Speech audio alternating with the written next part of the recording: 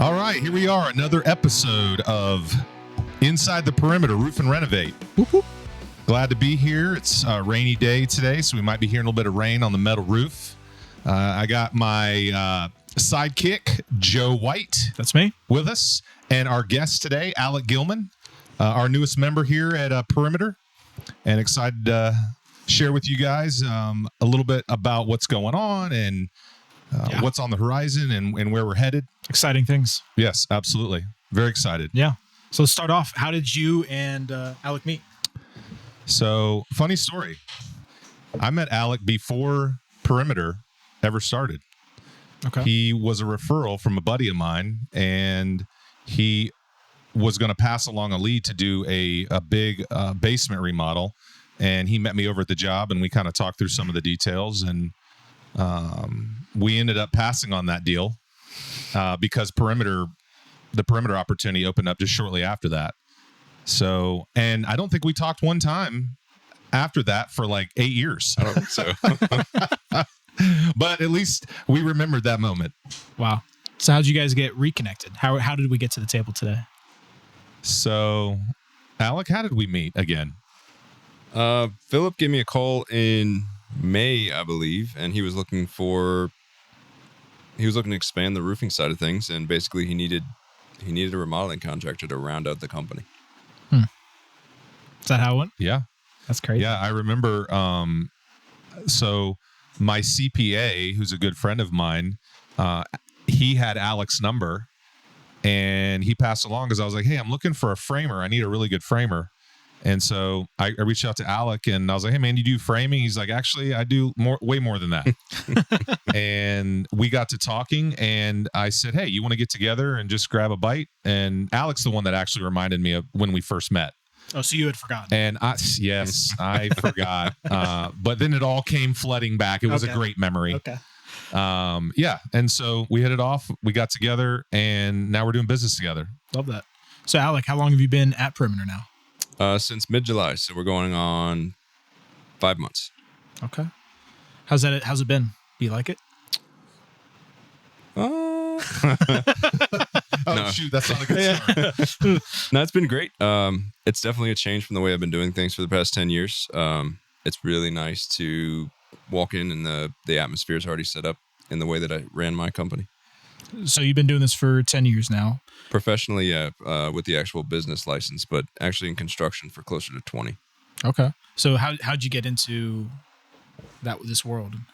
I went to college, and when I got out of college, I found out that the career path I had chosen didn't pay very well, especially for the time that it was. And I had already had some construction experience, and I just decided to roll on with that. Awesome. How's that been impacting you, Phil, with Perimeter? Just having Alec on the team, you mean? Yeah. Yeah. What's it been like the past couple months? It's been great. Love having Alec on the team. He brings a great leadership. He's really great at leading people. He's very good at making sure that people know exactly what, their marching orders each day, which is really necessary in this industry because you can drift really fast. Yeah. And so that's been a great add. I would say, having some in-house guys has been helpful because historically in the roofing industry, pretty much every roofer typically will use subcontractors. And we've had some success, but it's been hit or miss. What's nice is as we've been shifting more towards in-house labor, you can control the workmanship and provide a much better product. And so that's been a huge improvement since Alec's come on. Yeah. So tell us a little bit about your team and the folks. It sounds like you brought over. Where'd you meet them? How'd you get them on board? Yeah. So the people that have been with me for a long time, especially the managers, and it's just been years of finding the right people. A lot of people don't work out. A lot of people aren't suited for the type of atmosphere we had at my previous company, and it's taken me a really long time to find the team that I have put together now. That's awesome. And they're all part of Perimeter now? They are all part of Perimeter now. That's great. And how many? I believe it's 9. 9.5. Yeah. And I think we've got 2 or 3 more coming on next week. That's awesome. How's it been having those people? Have you gotten to interact with those guys? Yeah, I mean, I've gotten to meet them all. I think they're great guys, and I'm hearing good things. That's awesome. That's awesome. So, Alec, you've had a lot of success, it sounds like, in the past 10, 20 years, being a contractor. And lots of failures, too. Lots of failures, too. What did some of those failures teach you? How did it get you to be successful and where you're at now? I mean, obviously, you learn from your mistakes. It's a very acute pain when you make, especially a financial decision or a decision that ends up hurting someone or their home. But you learn really quickly. After a few big ones, you kind of learn how to roll with the punches, learn how to mitigate, temper customer expectations, that kind of thing. It's awesome. Sounds like you have a lot of experience and knowledge that you brought over to Perimeter. Oh, yeah. A lot of things I've messed up, but... Yeah, he made all the mistakes before he came on. Okay, so, we got all that out of the way. Now he's an expert. Well, the elephant in the room is, it sounds like you've been successful for so long. Why come over to Perimeter? Yeah, so in 2023, the beginning of last year, I started going through a separation with my wife, ex-wife now. And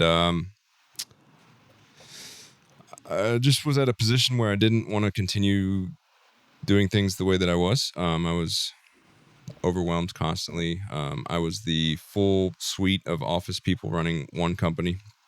So I was answering phones, paying taxes, billing, bookkeeping, collections, scheduling, all of those things. And it just got to be a lot for one person. And I was at a position where I wasn't able to start bringing on that staff quickly enough to be able to do what I needed to do. So, the move to Perimeter was a logical choice, and it's been great. And then it sounds like the phone rang and it kind of fell into place. So I was actually at a point where I was very close to just kind of shutting the doors, and I was just going to move to Thailand or something for a few years. And a few weeks before I was about to make that decision, I got a phone call from Philip, who was looking to make a change, and it was unforeseen, but I'm very grateful for it. Destiny. Destiny. It was destiny. Destiny brought us here today. It is. Yeah. Wouldn't be here without it. Well, that's exciting. I know, speaking from my experience, it's been amazing having you on the team, and the experience and folks you've brought is just priceless. Thanks. So, yeah. But now that you guys are teamed up, it sounds like you guys have some exciting things in the future. Where do you see us going? Yeah. We actually have been brainstorming a lot recently and just kind of dreaming about what could be. Mm-hmm. And it's important to be organized and to have clarity about where you want to go and how things should be structured, because it can become overwhelming when you're running a business if you're not thinking through the details and really identifying, what positions do we need to fill to make sure that the company is moving in the right direction and that people are being led well and that we're remaining healthy. And kind of like the seat on the bus analogy you used last time. Yes, exactly. So, a lot of business owners make the mistake of hiring people and then trying to figure out where they fit rather than creating the position and then hiring the right person to fill that position. And a lot of people make that mistake. And it can be very frustrating because I've made that mistake actually more than once. And because you end up liking people and you want them to work. Yeah. And so you try to figure out where they're supposed to go, and they end up floating around. And then next thing you know, it doesn't matter how much you like them, they're just not the right fit. Right. That isn't the case in every instance, but it has happened. Yeah. And so, we've really thought about how can Perimeter be a one-stop shop, full service contractor to really provide great service for homeowners that can really help them put their home back together or dream about what their home could look like through a remodeling project. There's really two different approaches. There's either the homeowner's been forced to do remodeling or renovation because of some natural disaster or catastrophe that they've encountered, or they're just looking to make an improvement, right? Yeah. My voice just cracked. That was cool. It happens occasionally. So, on the remodeling Getting old. side, when we've seen remodeling demand go up since COVID because the housing market has become tighter and there's less opportunity for people to find what they're looking for. So people end up staying in their homes longer, and they're like, hey, how can we expand our home? How can we improve it so that we want to stay? Yeah. And that's where Alec comes in and his team, because we're able to provide that service to homeowners, and I think it's a great fit. Alec, do you think talking about the growth and the future of you being here at Perimeter, is it something you're just going to keep doing what you've been doing, or is it something you want to expand what you've been doing in the past to incorporate new factors or new projects that you have thought about in the past? Yeah. So one huge thing that Perimeter is not pushing, but they're going to provide services for is insurance work. So when a tree falls on a roof, it takes out the roof, and on the way down, it destroys a deck and hits a kitchen window and destroys some cabinets and that kind of thing. We want to be able to be the one-stop shop for everything when that happens. So they're going to call us in, and we're going to take care of the roof, any water mitigation, and any other services that are needed. We want to be the one contractor so that people aren't having to run around and get 6 quotes on 6 different trades. Yeah, let's talk about that a little bit more. Like, what are the pitfalls that homeowners that do end up finding several different folks to do the work? Like, where do you see frustration and pain come into the home, you could say?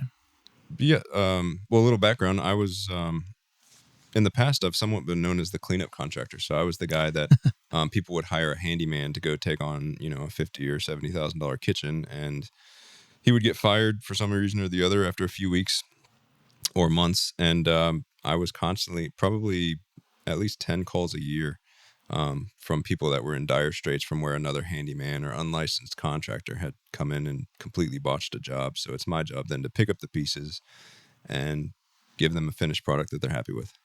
And you found a success in that. I did.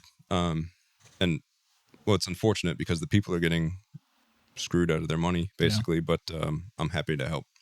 Yeah. Yeah. It sounds like you can build a really great customer relationship, and not only being, the quote unquote savior, but also doing and being proud of the work that you do. Yeah. That's great. That being said, now that you're at Perimeter, is that going to be looking the same, or how does that typical day-to-day look? Are you still running the same, position, or what are you looking to do now? It's the same way. It's the same work as before. We are going to be focusing more heavily on the insurance side of things. But under Perimeter's header, I'm able to take on more diverse work and more work volume-wise in general. So there will be more traffic and more revenue coming in than I've seen in the past. It's awesome. Does that excite you, Phil? Yeah, it's exciting to grow, right? Like, who doesn't like to create new things, right? I think that most people enjoy creating things, and we all want to be successful at something. And, for those of us because all of us in this room, right? Like all 3 of us, we've got that entrepreneurial spirit, right? Like we've got a little bit of that drive in us, and we want to grow as individuals, but we also want to be a part of something that's bigger than us, and be able to see something. Yeah. Right. I think even homeowners get that, right? Like homeowners that are willing to pick up a paintbrush, right, or a roller and paint a wall. There's something satisfactory about stepping back and seeing what you've done. It just feels good. Yeah. It's fulfilling almost. It's very fulfilling. Yeah. Right. So that's what we're doing here. That's awesome. So, getting to a point where you guys are at today, I'm sure that it's not been, every day's been a great day. There's been challenges. Tell us a little bit about the challenges you've faced to shape you as leaders of your own respective companies, and now that you guys are working together. I mean, outside of personal things, one of the most difficult things I've been through in the construction world has been COVID. In 2021, I mean, everybody knows that material prices basically tripled or quadrupled or more in some areas. But the cost of building just skyrocketed, and people weren't expecting it. So, a 2x4 was $3 before COVID, and then sometime during COVID, it got almost to $11. Wow. And that's just kind of like my baseline for how dramatic material prices got during COVID. So the other part of the COVID was that everybody's at home and they're spending, 8 or 10 hours more a day at their personal residence. So they oftentimes were finding things that maybe weren't a huge issue before, but now that I'm at home having to look at it every day, it's a bigger issue now. So not only did the demand for work go up, but material prices went up too. And it was just that whole time for a few years was just really juggling a lot of pieces. That's awesome. So I'm sure someone getting the phone call, hey, prices just went up a ton. That's not a fun phone call. How do you navigate a tough conversation, not only with homeowners then, but homeowners now when something changes or there's damage that you find due to whatever reason? How do you have that? As far as COVID went, most people were understanding. Some people with the material cost increase, they weren't able to go forward with their projects that they had maybe been waiting for a few months. So that was not great.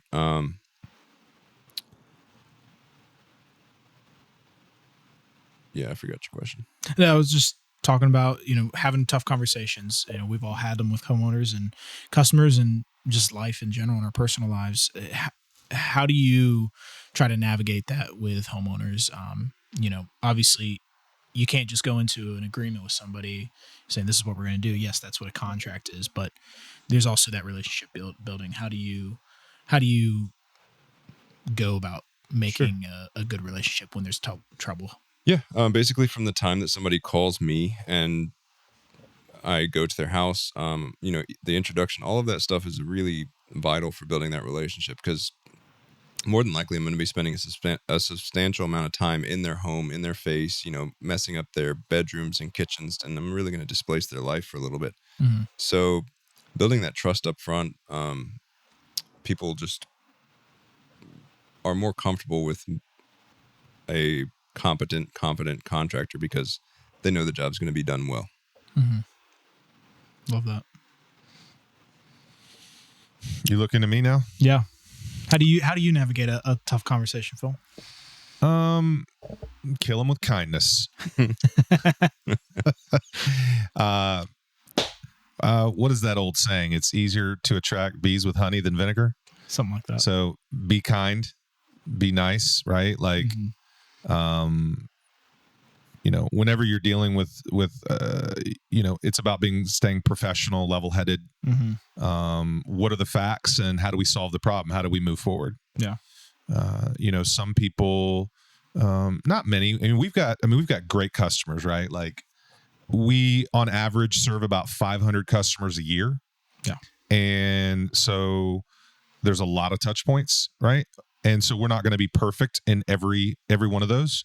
But usually there's about 5 customers every year that we have challenges with, right? And I think most of the time it's simply because we didn't temper their expectations well enough on the front end about what could go wrong, or what are some of the pitfalls or the challenges that we deal with in the contracting world. And many of those things are outside of our control. A lot of customers, they jump to a conclusion that we're either not prioritizing their job or somebody's bumping in front of the line, and that's never the case, right? For us, we want to treat our customers very fairly, and so everybody gets done in a particular order. But sometimes we face challenges of delays, whether it's on previous builds or weather or holidays or sickness, right? Like things happen, and so, but we are committed to. Our goal is to ensure that every customer has a great experience. However, if a customer has already decided they're not going to have a good experience, we can't control that factor. But ultimately, it's about solving problems. Yeah. Right. On occasion, I have to ask a homeowner. They'll be kind of sharing with me like their frustrations, about whatever went wrong in their mind, and oftentimes I'll just ask them, what do you want from me? What do you want? And most of the time they don't know the answer, because some people just like to complain, but We still care about that customer. We want to help them navigate their own emotions and expectations along the way. And I mean, our goal is to serve and help, homeowners and business owners have a great experience. And so at the end of the day, we want them to be happy and have a product that they can be proud of. And yes, but I want everybody to be happy. But some people that we meet, they're not happy before we met them, and they're not going to be happy after. So some of it is a disposition, right? Yeah. It's a perspective on life. But I will say to all of our amazing customers, we love you, and we couldn't do it without you. And you're our greatest fans. With you touched on things that are outside of our control. When we're talking to homeowners in the beginning, when you're going to them, you're establishing that relationship, and you're asking those key questions. When they bring up something of a strict budget or timeline or something that is outside of our control, but we have a request to fit it in, how do you go about either tempering those expectations or setting a realistic expectation or timeline? Yeah, I just tell them to call Alec. We know.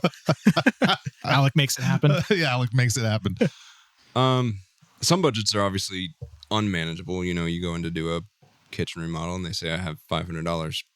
But in general, we can usually, if people are at least within reason on their budget, we can generally work with any budget to get a project done. Obviously, the more money you spend, the better materials you get. As far as workmanship goes, it doesn't matter what materials we buy, you get the same craftsmanship. So in general, like we were talking about, just building a relationship with the customer, and working with them and their budget to be able to find a solution that they're happy with. That's great. So if I came to you with $500, you can give me a great kitchen? Kitchen? Yeah. A microwave. Okay, I'll take it. Yeah, exactly. As long as I know that ahead of time. We can buy beef for the fridge. That's a lot of beef. So, on the topic of homeowners, you've talked about we have 500 homeowners a year that are looking to get stuff done, and you had, I'm sure, something similar. What are some of the common mistakes that homeowners make when they go to renovate their home, and how can they avoid them? Like, what are some things that, it's not perimeter, but you would give this advice to anybody, whether they go with us or not? So what you're saying is any homeowner that's looking to renovate or remodel their home, what advice would we give them? Yeah, just to make sure that it's set up for success. Correct. Yeah. Alec, what are your thoughts on that? Hire a licensed contractor and call references. I don't mind. I've got hundreds of happy customers from the past 10 years in my Rolodex. I'm happy to give their phone numbers out if you're looking to have something done. Don't hire family. If somebody tells you they're competent, double check it. Got it. It's good advice. Should we give them drug tests?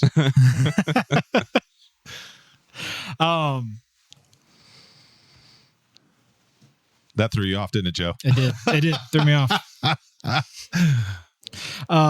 So what do you think makes Perimeter different than other contractors? Since you just joined us, gives us a good perspective. Well, they got the best remodeling team in the city. That's right. Amen. Well, Perimeter has recently made the shift from a roofing, exteriors, and siding and windows company to a full service construction company, essentially. So that's a service that not a lot of people in town provide. I can think of maybe 2 or 3 that are doing it on the level that we are. Just sort of having a well-rounded construction company is it's a game changer. Would you agree, Philip? Yeah, it is. Adding that essentially we did all the exteriors and we specialize in those. We still do, right? Yep. That's how we got our start. Then you come in and you add all the interior. And the great thing about that is on a lot of jobs that we're serving with exterior products, you end up having to address interior issues because the two, there's a cause and effect there in a lot of instances. And so again, having having the ability to get anything done does make the experience much better for the customer. Yeah, I can agree, especially speaking with homeowners, being able to go to their home and they have a list of items that they think they have to get, like we talked about earlier, 6, 7, 8 different contractors to do, and being able to tell them, hey, well, let me step in and try and provide these services for you because we can do all this. And then it's a special relationship that you get to build because you're not only just giving them a quote and earning their business. It's more, hey, I'm going to help build this home, help design it. What do you have in mind? Where do you want this to be? How do you see yourself and your family growing here? And that means so much to people. And I think it really helps connect the homeowner with the company. And it's not just a transaction, it's a relationship. Yep, absolutely. Yeah. Reviews, you mentioned this before we started. Reviews have been a huge part of your business and referrals. With the rise of online marketing and online reviews, you can go and Google anybody now. How do you see that affecting you and with us Perimeter? Like, is it really that important? Yeah, absolutely. I wouldn't hire somebody that only has 1-star reviews. And then as far as social media, I just found out recently that my name has actually been blasted on Facebook and some other platforms quite a bit. I did In a good way? Yeah. Okay. So as an The right example, I did one job maybe 7 years ago, and I got a call from a customer this year, and she said, "Hey, I saw your name mentioned that you specialize in this and that. Would you be willing to come look at the job?" So I went and quoted her basement, and we're actually starting this job in a few weeks. But she was like, "Yeah, your name's posted all over the place." So she actually pulled up the Facebook page, and it was like living in Lynchburg, and she found me on a bunch of different places. And there's been a few people that just anytime somebody says, "Hey, I need a remodeling contractor, I need this done, who can do historic this or that," there's certain people out there that are just blasting my name and have been for years, and I wasn't even aware until a few months ago. You got some big fans out there. Yeah, I need to call her and thank her. Yeah. But yeah, social media is huge. Anything you can do to get your name out in a positive light is always great. Yeah. Yeah, and I know, Phil, you're big on going above and beyond and taking the extra step and going the extra mile for homeowners to build a positive reputation. Absolutely. Really putting your money where your mouth is, right? Oh, yeah. Reputation is key, and we care about it. Love that. We'll wrap it up here. Alec, we like to ask this question to pretty much every guest on here. What is, other than running a profitable business, how do you measure success? The relationships I build with the people in my community. I live in Lynchburg, and I've serviced Lynchburg and surrounding counties for over 10 years now. And I really kind of get off on the fact that, when I walk around a grocery store, people point at me and say, "That's the guy that did our kitchen." And they'll come up and talk to me and, "Hey, thanks, everything's going great." I just like that I'm providing a service for my community. I do a better job than a lot of other people in the area, and the relationships are, everlasting, essentially. That's awesome. Phil, anything you want to add in here? No, I'm just glad that, Alec's on the team. I'm so glad that you joined us today. I thought this was a great podcast and a good conversation. Yeah. And I'm hoping that we provided a lot of great insight for our listeners. And we're really glad that you guys dialed in today to hear what we had to say. Dialed in? Dialed in, yeah. I guess I was thinking of this is 2024. I guess I just showed my age. Awesome. Yeah, Joe, thank you, man. That was great. Great questions. Thank you, Alec. Thanks for having me. Yeah, this is awesome. For everyone on the outside, this is Inside the Perimeter Roof and Renovate. We'll talk to you next time.